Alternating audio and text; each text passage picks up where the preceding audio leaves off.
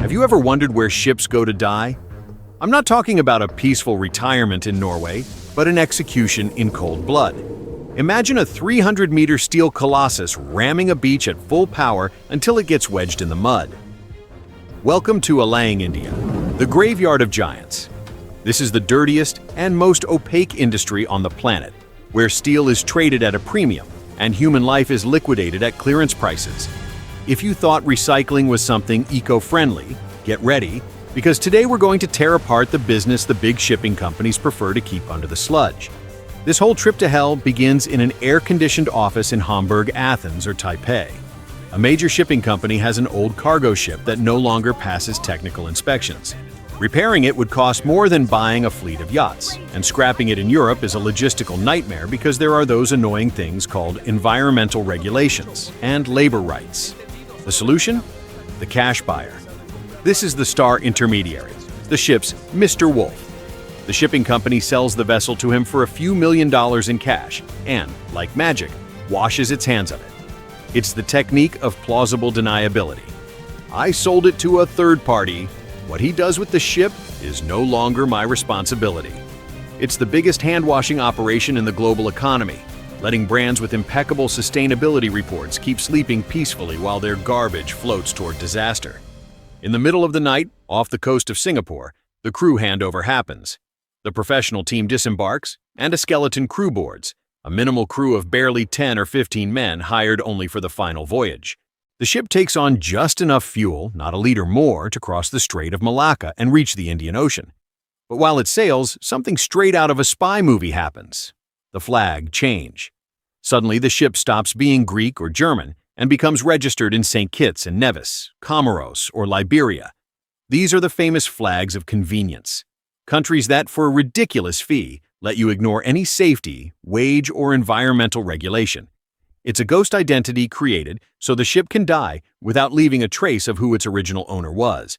The ship enters a legal limbo where nobody is responsible for anything. The final destination is Alang, on the coast of Gujarat. It's 15 kilometers of beach that look like something out of a post-apocalyptic Mad Max nightmare. When the ship arrives, it doesn't dock. It anchors offshore while the owners of the beach plots bid for it in a fierce auction. Alang is divided into 183 plots, beach parcels managed by immensely wealthy local families who have been in the business for decades. Here the negotiation is dog-eat-dog because space is limited. A normal cargo ship sells for around $3 to $6 million, depending on how much its steel weighs at that exact moment. A cruise ship can be worth much more because of the equipment and luxury furniture, but the plot owner has to time it carefully. Every day a ship sits on his parcel without being dismantled is money evaporating. When the deal is closed and the tide is at its highest point, beaching happens. The captain accelerates the ship at full throttle toward the shore. The vessel slides over the thick mud until it is completely wedged in the sand, emitting a screech of twisted metal that can be heard for kilometers. As soon as the tide goes out, the replacement crew jumps onto the beach, heads to the airport, and forgets about it. Then the steel giant is left at the mercy of an army of men armed only with blowtorches and hammers. It's the beginning of a large-scale industrial autopsy. Before anyone touches the hull, the interior treasure is extracted. Everything with resale value is removed first. Kilometers of copper wiring, generators, auxiliary engines, control panels, even the captain's furniture and the kitchen appliances. This feeds a massive local secondhand market that is the backbone of the area's economy. If you drive along the road that runs by Alang, you'll see shops selling everything from marble toilets from a cruise ship to lifeboats that now serve as water tanks on local farms. It's recycling taken to the extreme, but without a single drop of soap or any hygiene measure. Once the ship has been stripped, the real butchery begins. Thousands of workers, most of them migrants from India's poorest provinces, move in. Imagine working at 50 degrees under the sun, on sand blackened by toxic oils, heavy metals, PCBs, and asbestos. There are no high-tech cranes. There are men barefoot or in flip-flops cutting 10-ton steel plates with gas torches right above their heads. Plot owners rarely provide protective equipment. If you want a helmet, safety goggles, or boots, you often have to buy them out of your own pocket, which is a luxury when your wages barely cover food. The risk is constant and deadly.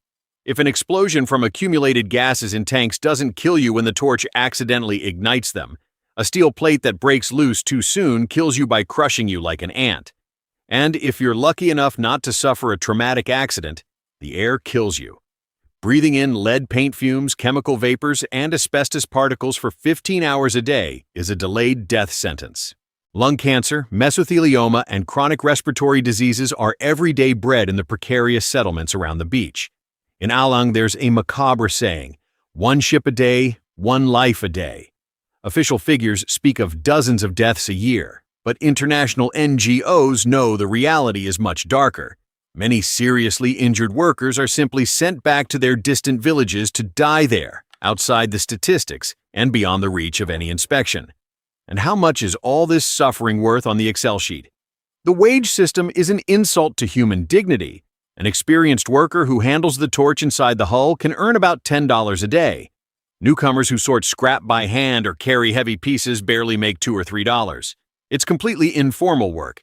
If the plot owner hasn't bought a new ship that month, there's no work, and, therefore, no pay. There are no real unions, no health insurance, no pensions. And although child labor is illegal, it remains a persistent reality due to the lack of oversight. It's estimated that in shipbreaking yards in the region, such as in Chittagong, Bangladesh, up to 13% of workers are under 18. Children who lose their childhood and their respiratory health for the price of a bag of rice. You might ask why this system persists well into the 21st century. The answer is a perverse mix of national need and corporate greed. For the workers, those $10 are 3 times what they would earn farming dry land in their villages, and they allow their families inland not to starve. For India, shipbreaking is a strategic gold mine. Nearly 10% of the steel the country consumes to build its skyscrapers and bridges comes from these beaches. It's cheap steel that doesn't require mining or large smelters.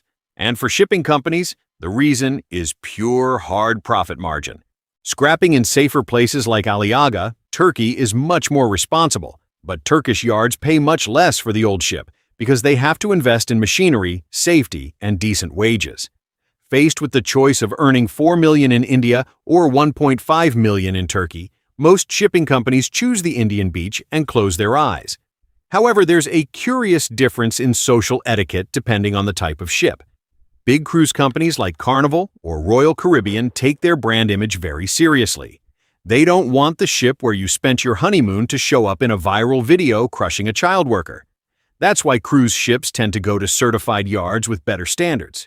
But bulk carriers are the invisible workers of the sea. Nobody knows their name. They're anonymous, rusted, and compete only on the cheapest freight rate.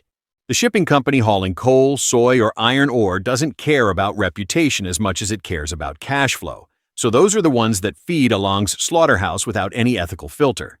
In the end, this is a race-to-the-bottom game where countries compete to see who offers fewer regulations to attract more ships and more cheap steel.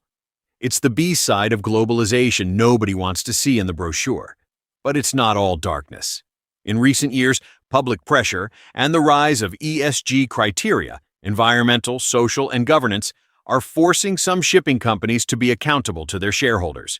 Some are already starting to require that their ships be scrapped under the Hong Kong Convention, which seeks safer and more controlled recycling.